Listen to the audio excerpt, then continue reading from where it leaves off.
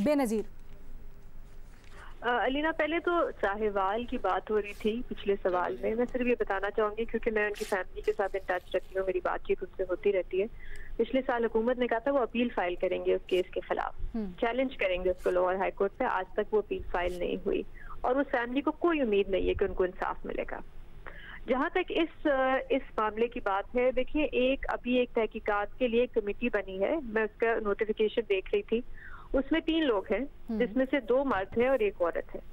अच्छा, मेरे लिए ये बहुत बड़ा एक इशू है, इसलिए क्योंकि ये बहुत छोटी बच्चियां हैं, और छोटी बच्चियां भी हो या कोई औरत भी हो, जब कोई सेक्सुअल हैरेसमेंट के इशू की जब बात करनी होती है तो बड़ा मुश्किल होता है, और खास तौर पे आदमियों के सामने बात करना औरतों के लिए और भी मुश्किल होता है, एंड स्पेशली बच्चियों के लिए, क्योंकि अजीब अजीब सी डिटेल्स होती है, पता नहीं क्या क्या बच्चियों के साथ हुआ है, पता नहीं अभी क्या चीजें जो वो छुपा रही हैं। तो एक कंफर्ट लेवल होता है, अगर मेरे ख्याल से उसमें ज्यादातर औरतें होनी चाहिए थी, ताकि एक कंफर्ट लेवल बनना चाहिए था। दूसरी चीज, उस नोटिफिकेशन में लिखा है कि वो 3 दिन में इशू जो है वो सॉल्व कर देंगे, मतलब वो एक अपनी रिपोर्ट दे देंगे। देखिए, ये 4 साल से ये बच्चियों ने इस इशू पे बात नहीं की, 3 दिन में आप कैसे इस इशू को, तो अभी पता नहीं कितनी और बच्चियां हैं जो शायद बात ही नहीं कर रही। एक और मैं चीज जरूर कहूंगी कि सिर्फ टीचरों को फारिग करना और एक केस को क्लोज कर देना काफी नहीं है। पहले तो स्कूल को अपना एक तहकीकात करनी चाहिए थी, देखने के लिए इसमें और कौन से लोग हैं जो मुलव्विस हैं और कितनी बच्चियां हैं। दूसरी चीज जो बहुत अहम है वो ये है कि आपकी sexual harassment, anti sexual harassment policy क्या है आपके स्कूल की। अगर कल को कोई और बच्ची रिपोर्ट करना चाहेगी तो वो किस तरह करेगी। ये बाबर सत्तार साहब के पास पॉइंट लेके चलते हैं। बाबर साहब, आपको क्या लगता है स्कूल्स को, इंस्टीट्यूशंस को ऐसा क्या करना चाहिए कि एक तो कानूनी पहलू पे भी थोड़ी सी रोशनी डालिएगा कि बच्चियां और बच्चे अपने आप को महफूज समझें? देखिए, ये तो हम सब के लिए चैलेंज है। जिसके भी बच्चे हों जो ग्रो अप हो रहे हों, तो आप एज अ पेरेंट ये सोचते हैं कि इस दुनिया को उनके लिए आपने कैसे सेफ बनाना है। और अब ये वाले जो इश्यूज हैं सेक्सुअल हरासमेंट के, इसमें नेचर भी शामिल है, इंसान की बेसिक नेचर, इसमें नर्चर भी शामिल है कि आपने एक सोसाइटी ऐसी तश्कील दी हुई है जिसके अंदर ये चीजें एक्सेप्टेबल भी हैं, और एक कल्चर ऐसा बना दिया है कि जो तो वो विक्टिम है वो बात नहीं कर सकता, और बाकी लोग उस पे बेशक ऑनर के नाम पे, बेशक विक्टिम ब्लेमिंग शुरू हो जाती है, ऊपर विक्टिम ब्लेमिंग के अलावा पर्दा डालते हैं कि यानी जो विक्टिमाइज होता है, हाँ। वो यानी आप ये समझते हैं कि फैमिली का ऑनर खराब होगा अगर किसी विक्टिम ने कोई चीज रिवील की।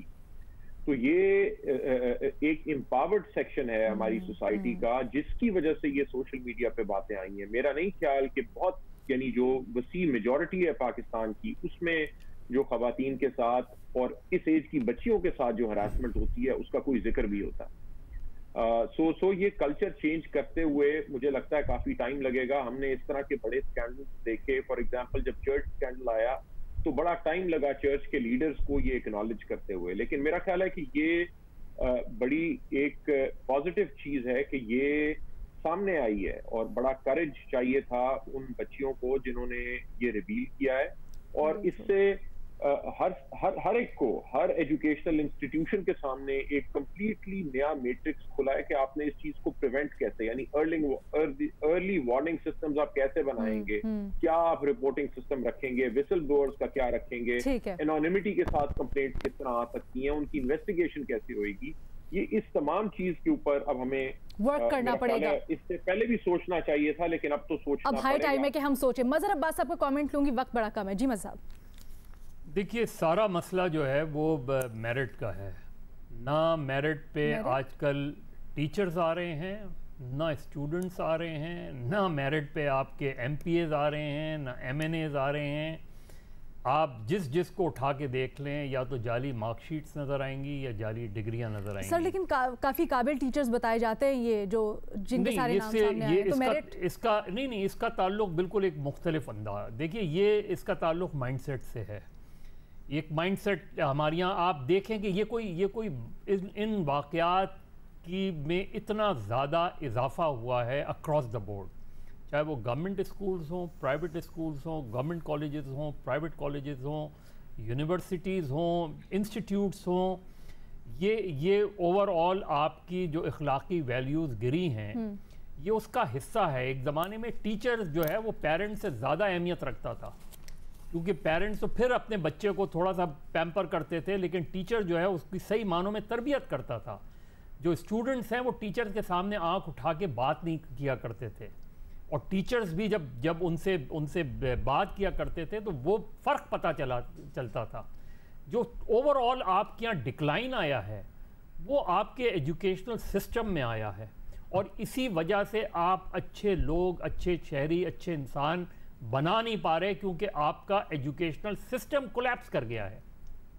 आपका सारा निज़ाम, चाहे वो सियासी निज़ाम हो, माशी निज़ाम हो, इखलाकी निज़ाम हो, उसका बड़ा ताल्लुक तालीम से होता है। अगर तालीम के म्यार में आपका तालीम का म्यार गिर गया है तो फिर आपका कोई भी म्यार ऊपर नहीं जाएगा। ठीक है, एंड आई होप कि हम इस चीज़ को अब संजीदा लें और एजुकेशनल इंस्टीट्यूशंस अपने तही भी ये करें कि ना सिर्फ हुकूमती हेल्पलाइंस बल्कि बच्चों को इनकरेज करें कि अगर इस तरह की कोई चीज़ हो रही है खुदा खास्ता तो उसके बारे में बोलें। हमारा प्रोग्राम का वक्त ख़त्म हो गया, आपसे कल मुलाकात होगी।